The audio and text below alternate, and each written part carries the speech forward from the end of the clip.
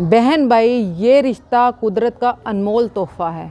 एक ऐसा रिश्ता जो ना बदला जा सकता है और ना ही ख़रीदा जा सकता है। बचपन की लड़ाइयाँ, छोटी छोटी शिकायतें और एक दूसरे के बगैर अधूरापन। वक्त गुज़रता है, हम बड़े हो जाते हैं, मसरूफ़ हो जाते हैं, लेकिन ये रिश्ते हमेशा दिलों में ज़िंदा रहते हैं। याद रखो, अगर कोई रिश्ता बग़ैर गर्ज़ के कायम रहता है तो वो बहन भाई का रिश्ता होता है। इसे सिर्फ़ मोहब्बत और बर्दाश्त और दुआओं से ज़िंदा रखा जा सकता है। एक मैसेज, एक फ़ोन कॉल या बस दिल से की गई एक दुआ, ये सब कुछ है इस रिश्ते को कायम रखने के लिए।